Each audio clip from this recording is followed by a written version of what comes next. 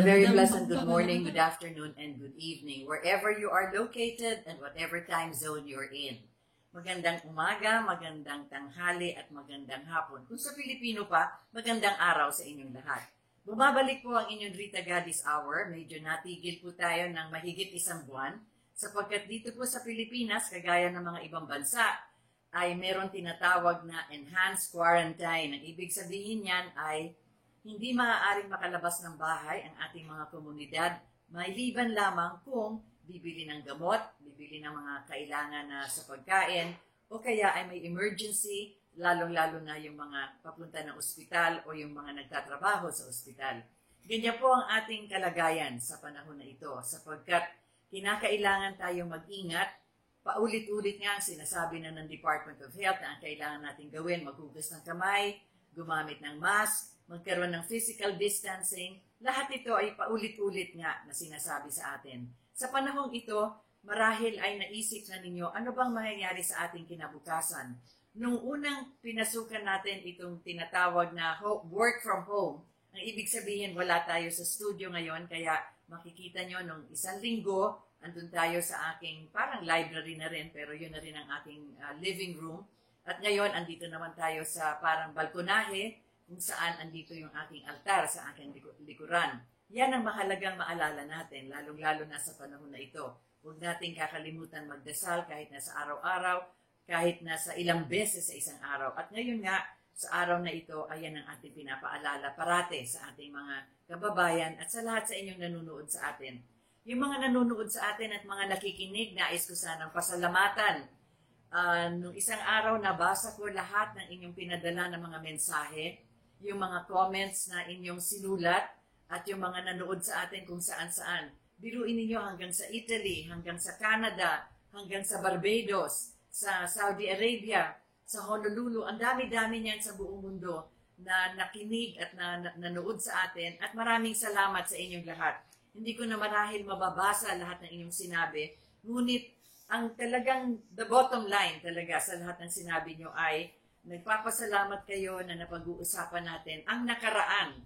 As a matter of fact, nung isang linggo, ang titulo nga ng ating programa ay Looking Back for the Future. Ang ibig sabihin niyan ay tingnan natin kung anong mga naisagawa na noong unang panahon at yun sana ay napagpatuloy. This has been, how many years? 35 years, magula noong 1986. Pero karamihan ng mga ginawa na programa at proyekto na yun ay panahon pa ni President Marcos at ng unang ginang.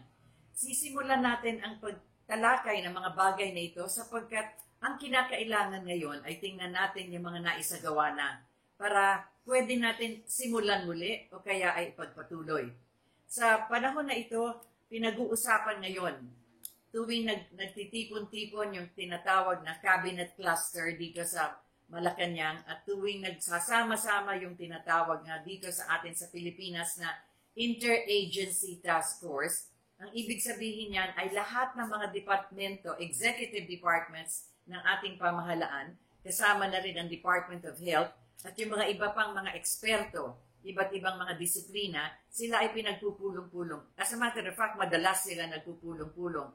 Ngunit tuwing nagmi-meeting sila, ang kanilang pinag-uusapan ay ano ba ang kalagayan ng Pilipinas sa kasalukuyan.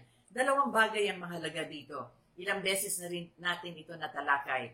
Pagkain at seguridad. Pagkain at trabaho. Ang ating ekonomiya ay talagang masasabi natin, virtually it's on a standstill. Kagaya na rin ng mga ibang bansa. Ang daming industriya na hindi pwedeng buksan pa. Maraming mga sari-saring mga trabaho na hindi pa rin sa kasalukuyan ay umaandar sapagkat yun na nga, kailangan sa bahay muna tayo. Ngunit kailangan balansehin yan. Balansehin kasi yung production ng pagkain sapagkat yun ang mahalaga. Paano natin pagkakainin ang ating mga tao kung araw-araw lang na trabaho ang inaasahan nila na sweldo para sa kanilang kabuhayan? Yun nga yung sinasabing no work, no pay. Ang ibig sabihin yan, pag hindi ka makapasok sa trabaho, wala kang sweldo, wala kang ipapakain sa pamilya mo. At maliban dyan, yung mga nagtatrabaho sa mga regular work, for instance, mahalaga din na sila ay nakapasok na sapagkat hindi naman pwedeng ipapatuloy na lang yung sinasabing vacation leave o sick leave o kaya mag-uumento na lang yung kanilang pinagtatrabahuhan. Kaya tingnan natin kung bakit ngayon pinag-uusapan talaga ang kahalagahan na masustento natin ang sarili natin, lalong-lalo na sa pagkain. Food. Food ang importante. Ano ibig sabihin yan? Yung production ang gagaling sa ating mga kabukiran. Agrikultura, diyan ang gagaling yan. Sa aquaculture, sa ating mga ilog at sa ating mga karagatan, yun ang gagaling ng mga tinatawag na mga sea creatures, sari-saring mga isda at iba't ibang maaahin at makukuha sa ating karagatan. At ang mahalaga dito ay, ang Department of Agriculture natin nagsabi na rin, topmost priority ang agrikultura. Kaya ito ang kailangan tingnan natin. Ano ba talaga ang ibig sabihin na parang ating agrikultura ay lumaganap? Kaya sinasabi ko nga, balikan natin kung ano ang kinakailangan na ipasok dyan sa ating agrikultura. Yan ang tulong, hindi lamang sa mga incentives para sa ating mga magsasaka, hindi lamang sa mga maigagawa sa mga bangko, yung mga rural banks, ngunit meron ba tayong sapat na lupain para mga makapagtanim ang mga tao dyan sa kabukiran at tayo magkaroon ng sapat na pagkain. Balikan natin ang nangyari. Nagkaroon ng executive order, ang unang-unang executive order noong 1986 na isinagawa ni Mrs. Aquino ay yung tinatawag na Presidential Commission on Good Government, PCGG ang tawag dyan.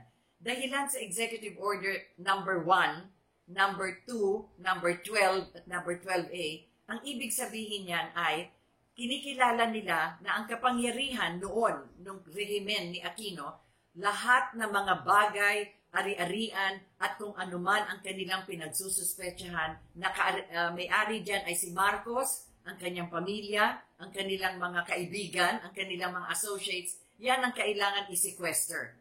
Habang hindi pa nila napapatunayan kung yung mga bagay na yan ay ninakaw ba yan na pera galing sa pamahalaan natin, kahit na ano pa man ang kanilang pinag-uusapan nun, basta't associated kay Marcos, kanilang kinuha. So anong ibig sabihin yan? Sequestered.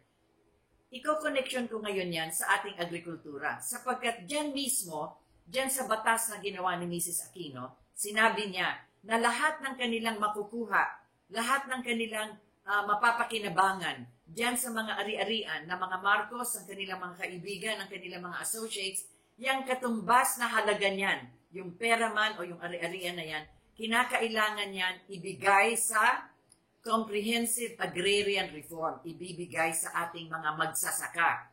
Okay. Ilang bilyon ang kanila nang nakuha. Ilang bilyon na ang kanilang na-sequester. Doon lamang sa mga ari-arian, doon lamang sa mga bangko na kanilang kinuha rin kung ano man ang nakalagay dyan, kagaya nga sa mga Swiss banks. Magkano yung nakuha nila noon? Na sa panahon ni Gloria ay nabigay na rin dito sa Pilipinas. Mrs. Arroyo yan. Mahigit kumulang 700 million pesos. Bago pa niya, nung panahon pa ni Mrs. Aquino, panahon ni Fidel Ramos, panahon ni Estrada, panahon ni Noynoy Aquino, lahat ng kanilang na-sequester. Anong ginawa nila? Binenta. Binenta lahat ng kanilang na-sequester. Kaya nga merong kasabihan, they sequestered, they sold, or did they steal?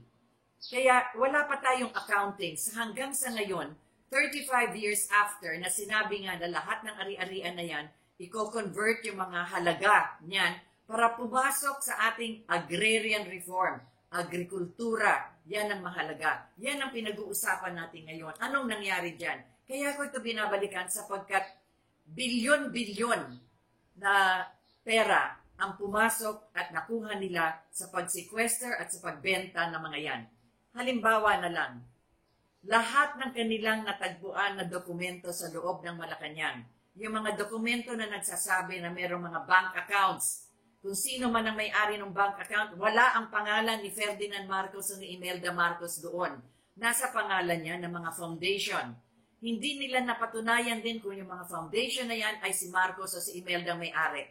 Sapagkat nakita nila yung mga dokumento sa loob ng Malacanang, they presumed and they concluded sa mga Marcoses yan. Anong ginawa nila? Sinabihan ang Swiss government, hawakan ninyo yan, i-sequester ninyo yan, kasi yan ibabalik sa Pilipinas. Binalik nga after so many years. Ngayon, ang katanungan na parati ko nga sinasabi, yung pera ba na nakuha nila dyan, ilang bilyon na pesos, sapagkat milyon-milyon na dollars yan, pumunta ba yan sa agrarian reform? Kung sakaling pumunta sa agrarian reform, bakit sa kasalukuyan ngayon naghihirap pa tayo sa ating pagkain, sa bigas na lamang? Samantalang sa panahon ni Marcos, for the first and only time in Philippine agricultural history, or sabihin na natin, in our history, for the first and only time, nakapag-export tayo ng bigas na ani natin. Paano nangyari ito? Sapagkat ng panahon ni Marcos, binigyan niya ng katakot-takot na tulong ang ating mga magsasaka. Binuksan ng rural banks para kahit na walang collateral, ang mga magsasaka pinautang para meron silang tinatawag na pag-tide over, yung panahon na nag-iintay sila para umani. Kaya habang wala silang inaani pa, wala pa silang trabaho, ano naman ang kanilang kakainin? Utang muna sa gobyerno yun, sa rural bank. Binigay ang mga incentives ng insecticides, yung mga pataba, ang mga fertilizers, at higit sa lahat, ginamit lahat ng mga nadiskubre dyan sa University of the Philippines sa Los Baños at sa International Rice Research Institute na itinalaga rin ng panahon ni Marcos. Nagkaroon dyan ng bigas, o ng tawag dito, binhi, na kung itanim mo, ay maaari kang mag-ani 3 beses sa isang taon. At hindi lang yan sa Miracle Rice, malagana pa ang pag-ani na yan. Kaya gawa noong mga tulong na binigay nung panahon ni Marcos, kasama na rin dyan yung irrigation. Kasi alam naman natin, ang bigas, ang palay ay kailangan sa katubigan tinatanim. At tuloy-tuloy kailangan ang tubig niyan para yan ang sinisip-sip ng mga binhi at nung pala at nung bigat, yung tinanim na palay para yan ay umunlad. Kaya nung panahon na yon, binuhos talaga ang kanilang agrarian reform at ang fertilizers at ang irrigation. Kaya dumami ang ating ani. Sumobra-sobra ang ating ani. Hindi lang sa sobra, nakapag-export pa tayo. Anong ating kasalukuyan na ginagawa ngayon? Nag-i-import. Bakit? Sapagkat kulang.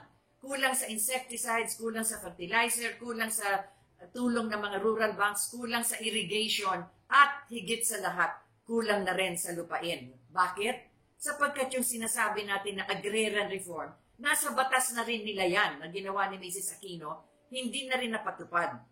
Bakit? Sapagkat yung mga lupain sa kabukiran, pinagbili sa mga mayayaman, sa mga oligarko. Anong ginawa? Ginawang mga factories, ginawang processing zone, ginawang mga condominium, ginawang villages, ginawang mga mall. Kaya halos wala nang mapapagtaniman. Ang Central Luzon, halimbawa, yan talaga ang tinatawag na parang rice granary ng Pilipinas o ng Luzon for that matter.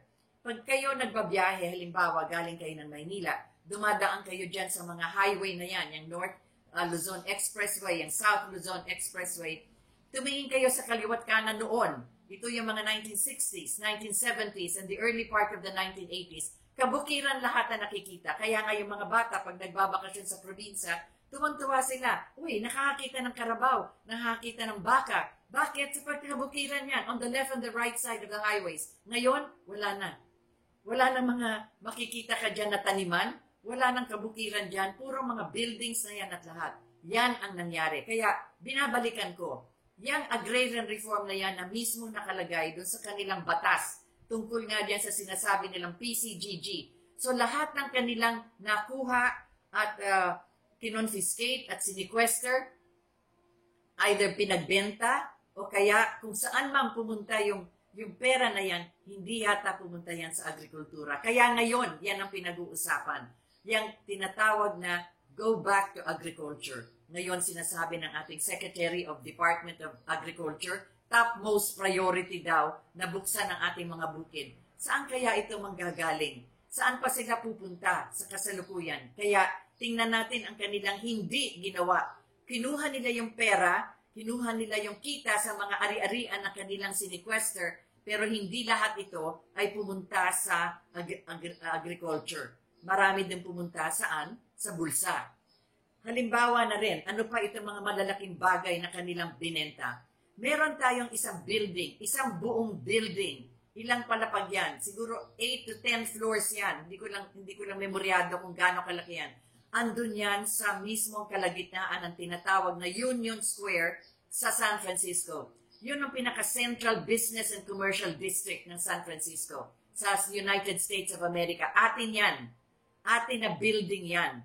At anong meron dyan? Andyan ang ating konsulado, the Philippine Consulate. Andyan din ang ating opisina ng Philippine Airlines. At lahat pa ng mga ibang opisina kung saan ang Pilipinas ay nagpapakita kung anong pwede pang ibenta galing sa Pilipinas. Parang meron din opisina yan ng ating trade center. Yung mga bagay-bagay na ginagawa, mga banig, mga basket, mga tela, karamihan ng mga ginagawa natin dito, doon din, nagkaroon tayo ng opisina doon. Anong ginawa nila nung panahon ni Mrs. Aquino?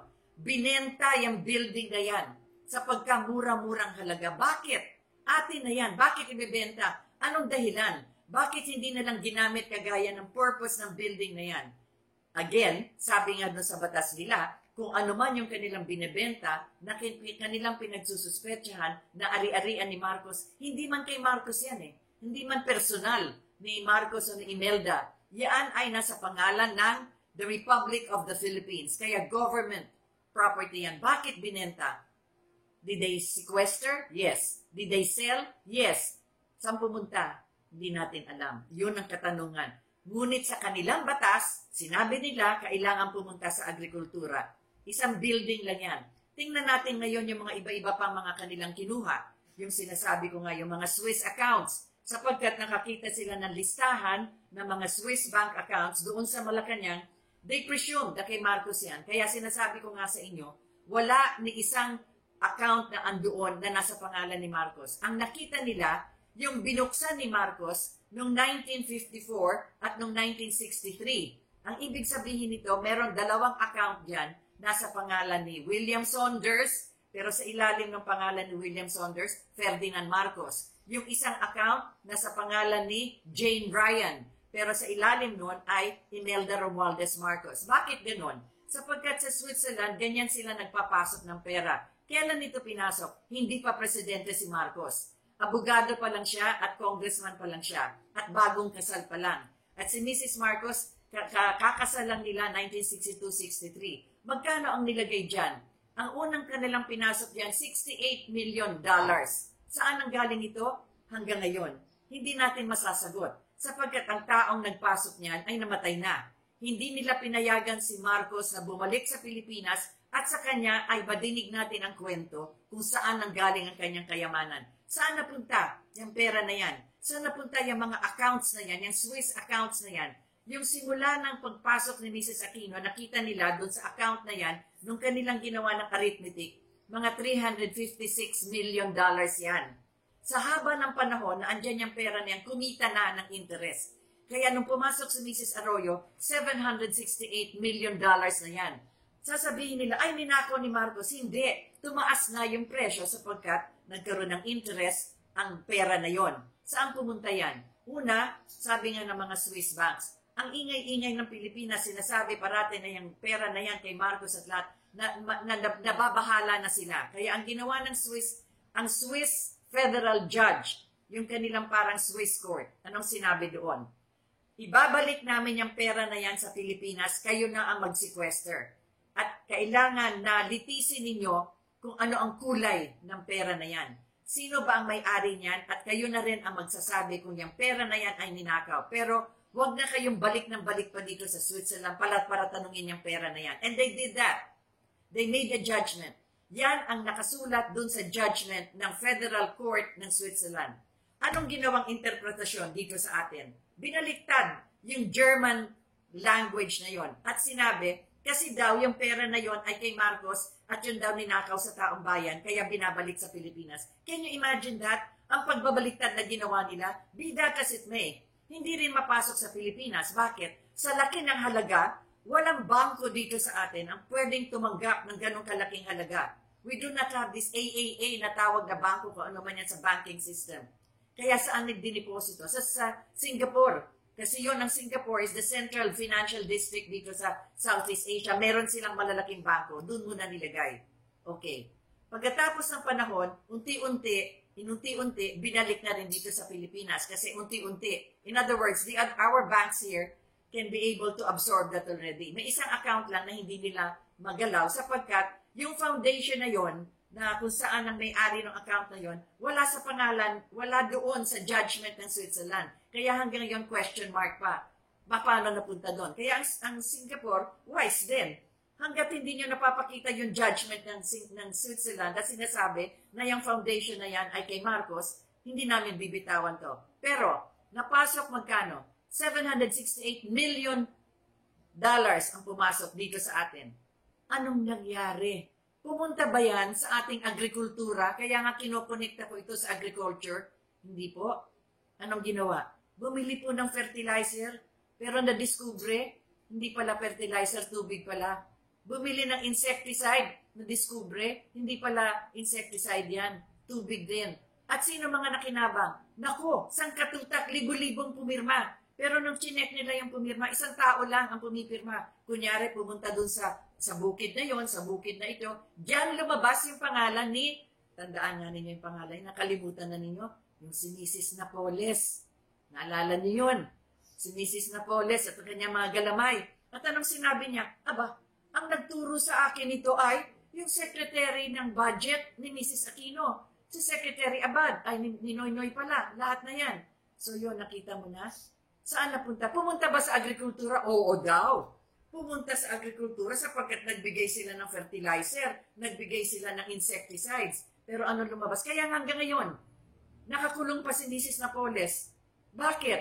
Ayaw niya magsalita kasi ang dami taong masasaktan. Ang daming taong kasama niya mga galamay. Hindi siya makapagsalita. Pero alam naman natin, ginamit lang siya. Yumaman ang yumaman siya, pero ngayon nakakulong at marami din taong yumaman dyan. Nakakalungkot, hindi po ba? Bakit ko ito nilalabas? Pag-uusapan din natin kasi mahalaga yung agrikultura.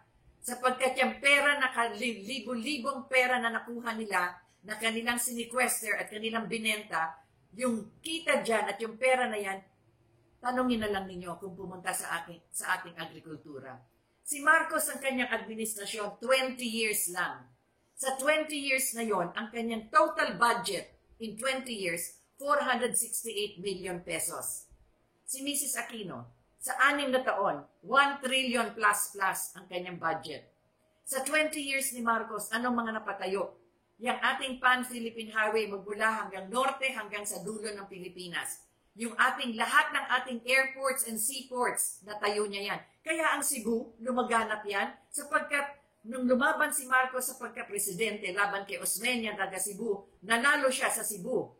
That is Osmeña country. Kaya bilang gantimpala, kasi binoto siya ng mga taga Cebu, diyan niya talaga nilagay ang pagbubukas ng airport, seaport, electrification. Kaya lumaganap ang Cebu. Huwag nila ipagmamalaki na yan ay gawa kasi ng mga Cebuano. Hindi, binigay ni Marcos sa kanila yan, parang tulong sa kanila, marahil kasi, hindi sa marahil, sapagkat sila naniwala kay Marcos dun sa eleksyon. Lahat ng ating mga dams, ilan yung ating hydroelectric dams, yung mga malalaking tinayo, 38 dams all over the country, tinayo noong panahon ni Marcos in 20 years. Sa 35 years nito, magmula noong 1986, nakapagpatayo ba sila ng isang dam? Merong isa. Yung tinayo ng panahon ni Ramos. Pero hanggang dun lang sa Katiklan, kung saan man yan. Kaya ngayon, nagkakandahirap tayo sa tubig. Tubig! Lahat tayo sumisigaw. Kasi yung anggat, yung magat, nawawala na. Bakit? Hindi kasi nagtayo pa ng ibang dams para dumami ang ating supply ng katubigan. Anyway, so yun na nga ang nangyari. Balikan natin ang agrikultura sapagkat dun sa kanilang batas, kailangan lahat ng pera na yan pumasok sana sa agriculture. Tingnan naman natin yung kanilang iba pa mga nakuha. Ito na. Yung mga paintings, pinag-usapan ko na rin yan, pinakita ko na rin sa programang ito. These are the pre-Renaissance and the Renaissance paintings of the Middle Ages. Isang painting lang, libu-libong dolyar. $100 million ang isa. Binenta nila 23 paintings. Atin na yan, naka-exhibit na yan dun sa ating Metropolitan Museum of Art. Anong ginawa nila? Binenta. Pumunta ba yung pera na yan sa ating agriculture?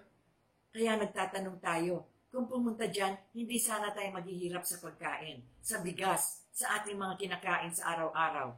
Maliban dyan, ang dami pa rin nilang binenta. Isang bagay na lang, yung pinakamalaking kasong ginawa sa buong mundo, ito yung tinatawag na criminal case against Ferdinand and Imelda Marcos. Saan ito? Doon sa New York. 365 documents, 95 witnesses ang kanilang harap para yung 4 na building sa New York. Babanggitin ko ito sapagkat kailangan pag mapasyal kayo sa New York o tingnan nyo sa mga retrato nito. Yung sa Crown Building sa New York. Yan ang isa pinakamagandang building, kaya nga tinawag na Crown Building. Pinaganda ni Imelda yan at nanalo ng award yan sa architecture ng buong New York City. Crown Building. Yung isang building dyan ay yung Herald Center. Yan ang shopping center. Yan ay pinakamalaking mall. Macy's and dyan. That's the Herald Center. Isa yan sa mga building na binili natin. Itong 200 Madison. Isa rin yung building kung saan andyan din yung isang opisina ng ating konsulado. Sa Madison Avenue talagang ang taas ng value ng real estate dyan. At yung isang building, ano yan, sa 40 Wall Street. Kung saan doon dineclare yung Declaration of Independence ng Amerika, the tallest building in Wall Street, the financial center of New York City, 40 and number 40 Wall Street. 4 na pinakamaganda, matataas at pinakamahalagang building sa New York ay nabili natin. Sinong bumili nito? Tingnan natin ang history ng pagkabili niyan. Yung panahon na yon, noong 1970s hanggang 1980s, bumagsak ang real estate property sa New York. Merong lumapit kay Mrs. Marcos. Yan, sabihin na rin natin kung sino. Si Mrs. Tantoco, may-ari ng Rustan, negosyante yan. Sabi niya, Ma'am, magandang bumili ngayon ng buildings sa New York sapagkat bagsak ang real estate. So sinabi ni Mrs. Marcos, kausapin natin ang presidente para sabihin ang sitwasyon ng real estate sa New York. Si Presidente Marcos kinausap ang Monetary Board ng Pilipinas. Ang namumuna noon ng ating Central Bank of the Philippines, si Jaime Laya. Siya ang governor ng Central Bank. Sinabihan ni Mrs. Marcos pala, si Laya, i-explika kay Marcos yung real estate property na yan. Sumulat ang governor ng Central Bank kay President Marcos. Sabi niya, Sir, ito po yung mga real estate sa New York, bagsak po ang presyo, pwede tayong bumili. Sapagkat sayang yung pagkakataon ngayon. Naglagay ng marginal note si Marcos. Handwriting ni President Marcos. Anong sinabi niya? Okay, pero 50-50. 50% private, 50% government. Ibig sabihin, hindi buong gobyerno ang bibili niyan. Hati, kung sino man na mayayaman na sa private sector at 50% sa government, magsama yung inyong pera, bilihin yung properties na yan.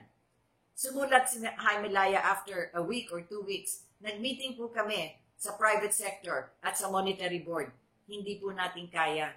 Hindi kaya ng private sector, hindi kaya ng government. Ang government hindi kaya mag-isa na bibili ng buildings na yan. Anong nangyari? Nabili ang mga buildings na yan. Saan nanggaling ang pera pagpasok dyan sa buildings na yan? Doon, sa Swiss accounts. Pumasok sa LA, pumasok sa New York, pumasok doon kay Oscar Carino na siya ang manager ng Philippine National Bank sa New York at binayad sa 4 na buildings na yan. Yan, nilabas yan doon sa trial ni Mrs. Marcos sa New York. Tandaan ninyo, nung nag-trial na sa New York, patay na si Marcos noon. Kaya nag-iisa na lang si Mrs. Marcos dun sa trial of the century sa New York na yon. At yan ang pinakita nila. Ay, nako, si Marcos nagnakaw ng pera sa Pilipinas para ibili itong mga buildings na ito. Uulitin ko yung talagang parang memoryado ko na halos sapagkat nagtrabaho ako dyan sa kaso na yan. 95 witnesses, 350,000 documents, ni isang pirasong papel. Walang ebidensyang nagpapakita na yung perang pumasok dyan pagbili ng buildings na yan galing sa national budget ng Pilipinas. Ano ba yung budget ng Pilipinas? Yan ang taxes natin. Yan pumapasok yung ating mga binabayad na buwis. That is the money of the Filipino people.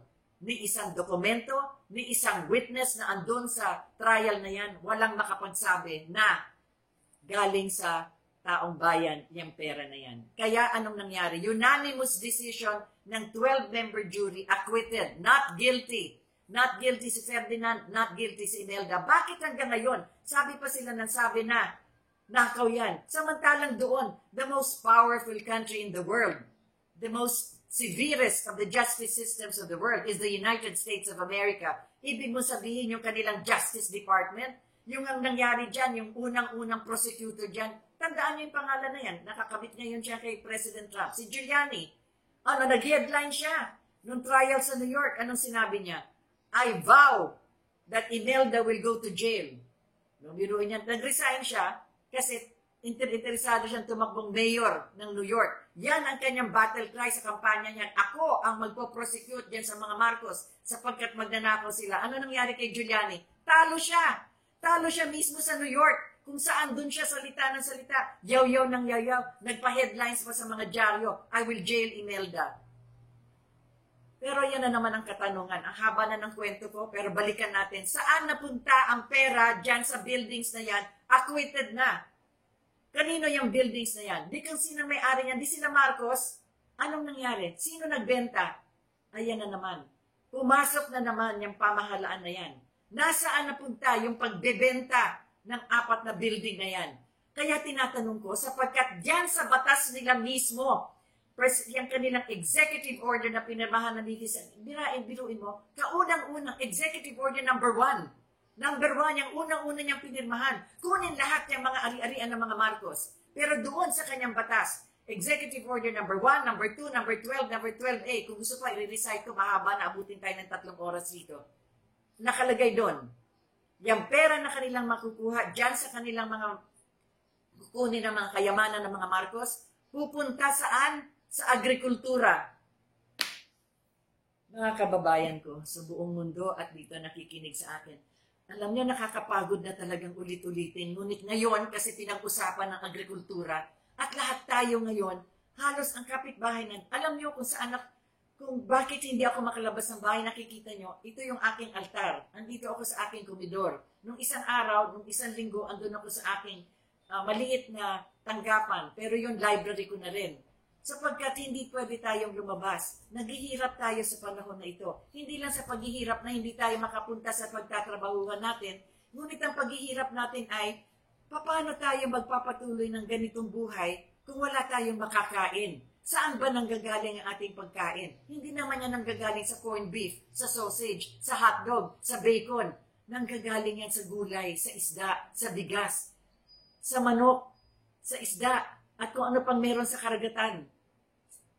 Lahat ng perang nakuha nila for the past 35 years sa mga kanilang mga binenta na kanilang siniquester, saan napunta yan? Ba't hindi pumunta sa agriculture? Bakit ngayon yung mismong Secretary of Agriculture sinasabi niya, mangiyak-niyak na lang, andun na nga siya sa isang farm. Pinapakita niya kung paano magtanim. Anong sinasabi niya? Balik na kayo dito sa kabukiran. Magtanim tayo para meron tayong makakain. Anong pinag-uusapan ngayon sa Senado? Itong si Senator Bongo, anong sinabi niya? Sana lahat ng mga nagsisiksikan dito, mga tinatawag na informal settlers, nung panahon nung nakaraan, ang tawag nga diyan, mga squatter, saan sila nang galing? Galing sa kabukiran, nagsasamantala na meron silang makukuhang trabaho sa Manila. Pero hanggang ngayon, ganyan pa rin sila.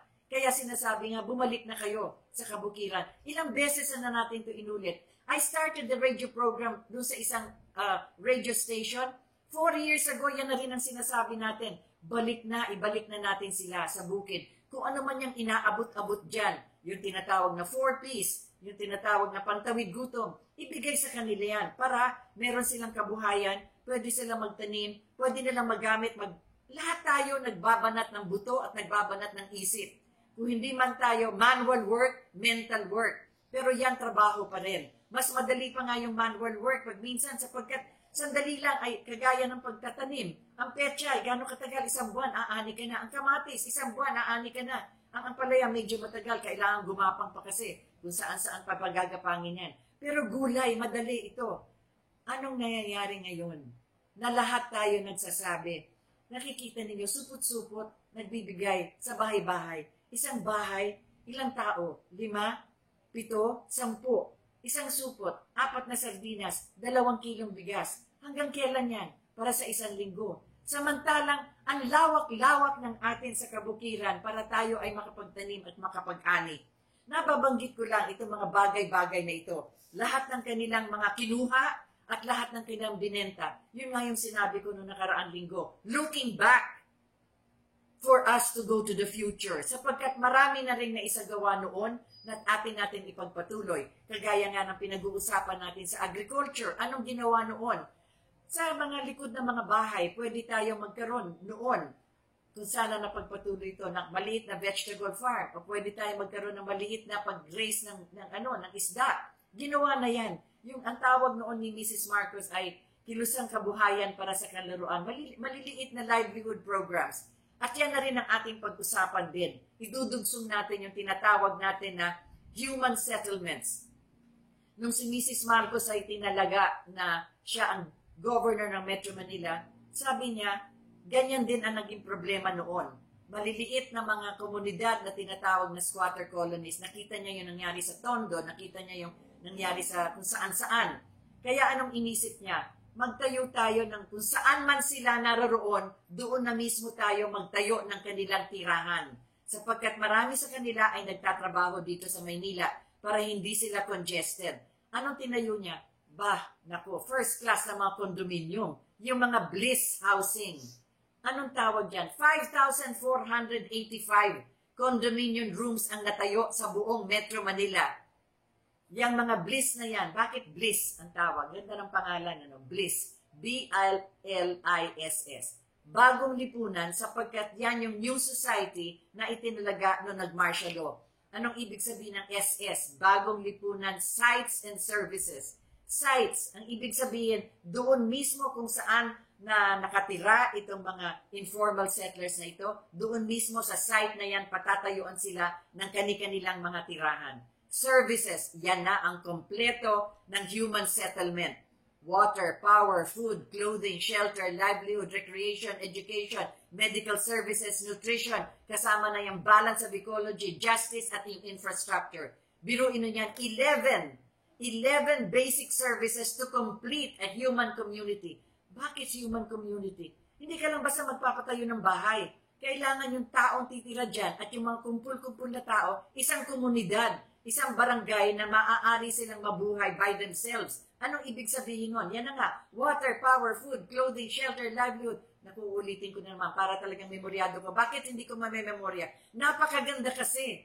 Yan ang tinayunan ni Mrs. Marcos noon. Anong ginawa? Pagkatapos ng 86, binili ang mga condominium na yan. Alam niyo isang lugar dyan sa may Guadalupe, napakagandang lokasyon. Tingnan niyo kung anong meron dyan ngayon. Mga mall, mga condominium ng mga mayayaman, at ilan na lang ang natitira ng mga bliss housing. Halos wala na sa dinami-dami ng tinayo. Yun ang mga ginawa ni Mrs. Marcos noon. Kaya kung titingnan talaga natin, babalikan natin na yung mga nasagawa na nun, hindi na natin mapagpapatuloy. Ngunit, maliban dyan, yung mga hindi nga magkasya dyan sa mga bliss na yan, nandiyan ang Dagat-Dagatan Housing Project, ayan yung sa Dasmariñas, sa medyo at gumawa at tayo lang ang unang-unang nagtayo ng light railway system sa buong Southeast Asian region. Sapagkat nakita nga ni Mrs. Marcos na ang problema natin transport, hindi naman lahat na nagtatrabaho may sasakyan. Kulang ang ating mga jeep, kulang din ang mga bus, at yan makaka-traffic lang. Ngunit, kung meron tayong light railway system, yan makakaikot na sa buong Maynila. Alam ba ninyo yung original design yan? Para yung cloverleaf. Umiikot yan parang bulaklak. Umiikot yan at umiikot na 4 na beses. Merong central station sa gitna. Kaya saan ka mang gustong pumunta, pwede kang makaabot dyan kasi doon ka lang sa central station. Yan sana ang design na yan. Wala yung LRT dyan na ng EDSA. EDSA is supposed to be a 10-lane highway. Nilagyan nila ng dyan sa gitna. Kaya ngayon makikita yung ang laki-laki ng pinaglalagyan ng LRT sa ilalim. Anong meron? Andyan yung comfort room ng mga sundalo, ng mga pulis. Andyan yung paradahan ng mga sasakyan ng mga pulis. Meron dyan yung parang first aid. Meron sari-saring mga gusali nakalagay dyan. Walang kabuluhan at sayang yung space. Kaya ang EDSA sikip. Because that's supposed to be, parang yung sa Amerika, freeway. Sa Amerika, kung natitingin sa mga retrato, o yung mga nakapasyal na doon, kahit na sa mga images na nakikita nyo sa sine, makikita nyo sa mga pinapanood natin ng mga sine, yan tinatawag na freeway. Wala dyan sa gitna. Talagang lahat dyan, walang stoplight. Dire-diretso. Kung kailangan kang lumiko, merong iikutan ka sa labas, sa tabi, para makapunta ka sa kabila, para makapunta ka doon sa kaliwa, sa kanan. Ganon ang design. At si Mrs. Marcos ang unang nakaisip niyan sapagkat Nung governor siya ng Metro Manila, naisip nga niya, ano ba yan? Problema tayo sa transportasyon. Balikan naman natin itong talagang ating pinag-uusapan. Anong gagawin natin ngayon? Ang dami na sanang natayo at nagawa ng panahon na yon. Kagaya ngayon, senior citizens hindi pwedeng lumabas at lahat. Alam ba ninyo, ang parating sinasabi ng ginawa ni Mrs. Marcos ang Cultural Center of the Philippines, hindi yan ang unang ginawa niya. Ang unang tinayo ni Mrs. Marcos ay dalawang napakalaki, Home for the Aged, yung Golden Acres. Ganda ng pangalan. Yan yung mga matatanda na wala na nag-aalaga sa kanila, na wala nang pupuntahan. Meron silang tirahan dyan sa Golden Acres. Katabi niyan, yung orphanage. Yan naman. Bakit? Sapagkat alam niya sa psychology, ang mga lola at mga lolo, maganda ang kanilang psychological at emotional at intellectual interaction. Yung tinatawag na maganda ang vibes between the elderly and the grandchildren. Kaya pinagtabi niya yan. Yan ang unang-una niyang ginawa. At naisip din niya, maliban dyan, yung magtayo ng cultural center sapagkat ang dami nating kagalingan, nakatutubong kagalingan ng ating mga kababayan. In culture and in art, ang dami nating maipapakita sa buong mundo. Kaya sabi nga niya, sa gitna ng ating kahirapan, kagaya na nangyayari sa atin ngayon, sa gitna ng ating paghihirap, meron tayong pwedeng ilabas.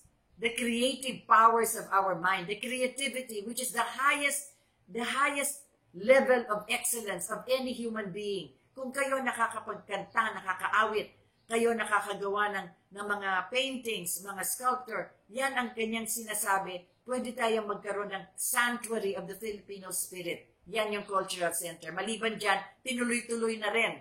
Philippine International Conventions, lahat na yan. Hindi ko na dapat kailangan pa idiskurso o banggitin pang lahat. Ang ating sinasabi lang ay, samantalang merong nagawa na nung panahon na yon, hindi na ito napagpatuloy. Sa ating ngayon na na-experiensya, hirap tayo sa ating kalusugan. Bakit? Health services. Ilang ospital meron tayo sa buong Pilipinas? General Hospital sa buong Pilipinas. Diyos ko po, ilan yan? 78? Ilan ang ating bayan? 1,540 towns and cities, 81 provinces, 17 regions. Meron ba tayong nagawa na dyan sa mga rehiyon na yan, na kagaya ng tinayo dito sa Metro Manila, tertiary hospitals, heart center, lung center, kidney center? Bakit hindi na pagpatuloy yan? Bakit doon sa 20 years? Samantalang hindi lang pala 20 years. Doon lang sa huling 10 years ng panahon ni President Marcos. Yung heart center, 3 buwan. Yung lung center, 4 na buwan. Yung isang kidney center, ganun din, 3 buwan. In 1 year, 3 tertiary hospitals na tayo. Ito, 35 years since that time.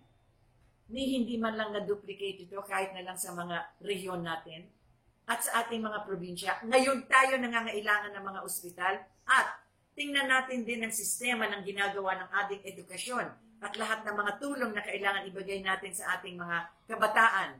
Meron ba tayong curriculum other than the University of the Philippines sa Los Baños? Saan-saan pa sa buong Pilipinas? Iilan lang sa mga probinsya na magkakaroon tayo ng mga eskwelahan na magtuturo sa atin kung paano gumawa ng bangka para mangingisda at paano tayo makakabalik sa agrikultura.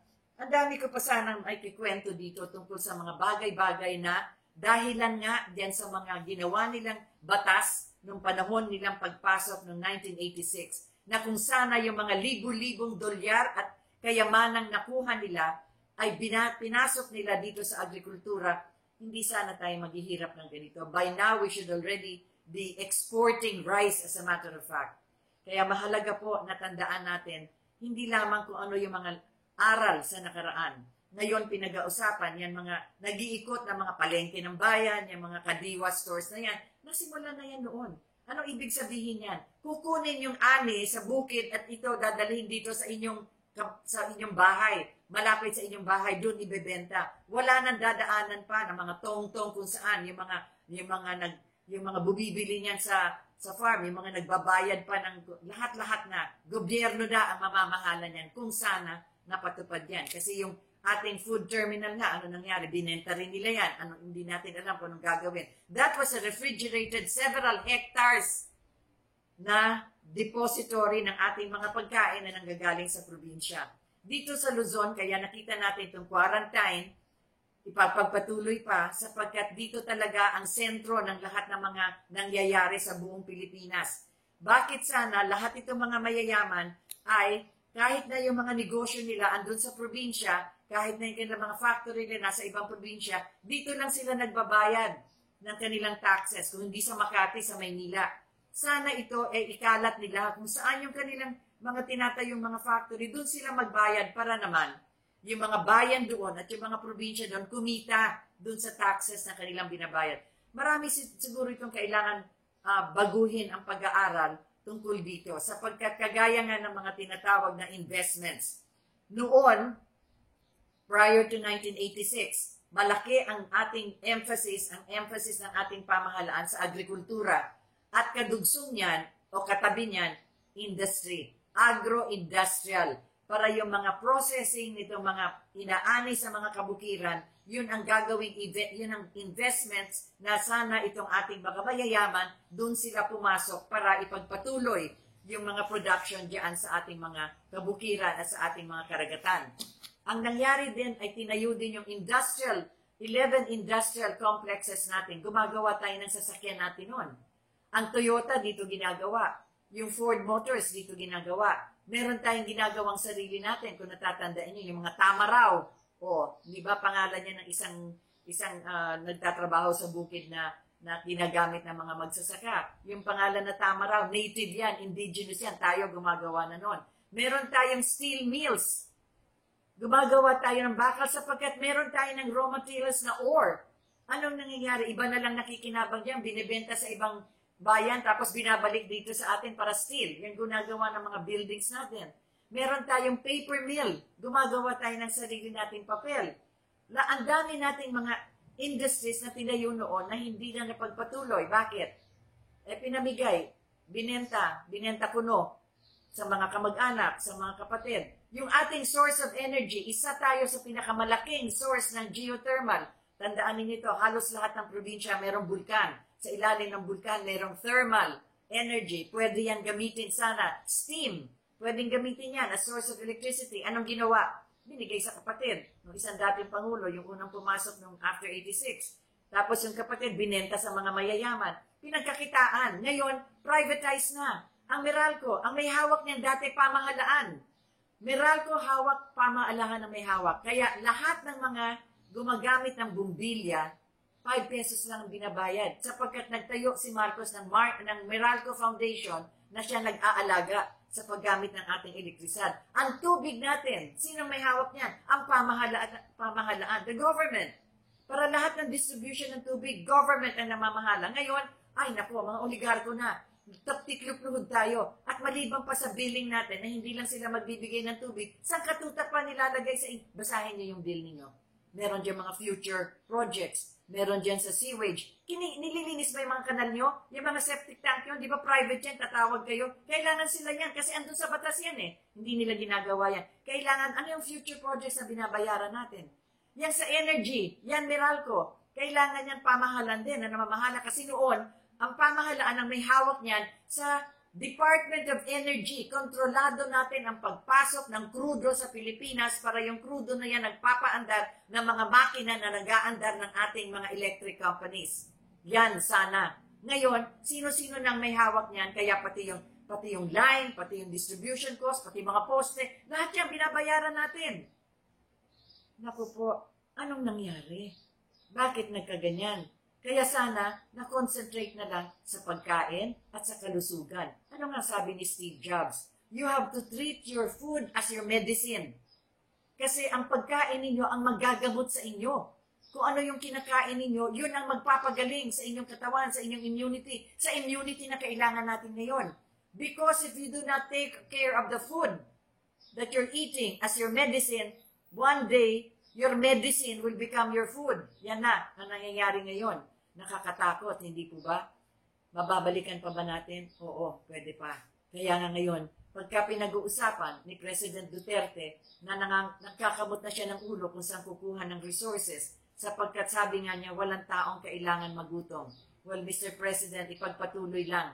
yung inyong initiative ngayon sa agriculture at saka dito sa health. Pwede po tayo talagang magpatuloy nito sa kasalukuyan. At kayo po ay nasa ibabaw nitong lahat at alam po ninyo, naiintindihan ninyo. Ngunit, tingnan po niyo mabuti ang mga taong nakapaligid sa inyo kung tama ba ang kanilang isinasagawa, nakatumbas na mga sinabi ninyo nung unang-una pa kayong lumuklok dyan sa Malacanang. Sapagkat yan din ang sinasabi ninyo, I would want to see the day when every Filipino can look at his face in the mirror and say, he is honorable and is dignified. To give every Filipino a certain degree of honor and dignity because he has a comfortable life. Yan ang sinabi ninyo nung unang-una kayo nagdiskurso sa Malacanang. Kahit na ano pang pandemic o kahit na anumang sakit ang umaabot sa atin ngayon, tama pa rin ang direksyon na inyong patutunguhan. Bigyan ninyo ng concentration yung tinatawag ng inyong Secretary of Agriculture, itong ating pagkain, lalong-lalo na ang pagbabalik sa kabukiran para ang ating mga tao, karamihan ng mga nakatira sa ating mga urban centers ay bumalik na para makapagtulong sa pagsasaka. Alam po ninyo sa buong mundo, kagaya na nangyari sa Russia, sa Union of Soviet Socialist Republic, ngayon ang tawag dyan, Russian Federation, nung nakausap namin, nakapanayam ko, na-interview ko, yung tinatawag na one of the most important mathematicians or scientists of the Soviet Union. Anong sabi niya? Alam mo kami sa computer, naabot na natin hanggang sa dulo at nakabalik na kami. At umabot ulit kami hanggang sa we've exhausted what technology can do as far as communication, information, internet, lahat ng yan. Alam mo ang conclusion niya? Go back to agriculture. Biruin mo yan, sa dinami-dami ng kanilang mga natuklasan na, sa kanilang inventions and scientific, lahat ng kanilang discoveries. Sila nga yung unang-una nakapagpadala ng spaceship sa outer space. Naalala nyo yung Sputnik? Nauna pa sila sa Amerika. Magagaling ang kanilang mga utak dyan. At sabi nga nila, naabot na namin lahat yan sa galing ng teknolohiya. Ngunit, ang mahalaga dito ay, pagkatapos ang lahat na yan o hindi pa tapusin, yan lahat na yan, tools lang yan. They're just instruments. You just use them. Do not let them use you. Anong sabi niya? Back to agriculture. Yan po yung ating mga tatalakayan sa mga hinaharap. Marami pa rin po tayong pag-uusapan. Magpapasalamat po ako sa lahat na nagsabi dito sa atin na kailangan po na bumalik tayo sa agrikultura. Balikan natin ang ating mga pinanggalingan. Sabi nga ni Marcos, agsubli, ti barangay. Let's get back to our fundamentals, to our foundations. Ito po ang inyong Rita Gadis Hour. Maraming salamat po sa inyong patnubay at ipagpapatuloy po natin ito sa mga darating na mga Martes tuwing alas 5 ng hapon sa ating broadcast ng Katipunan ng Demokratikong Pilipino. Kasama sila Sir Butch Valdez, si RJ Havellana at si Toti Casino.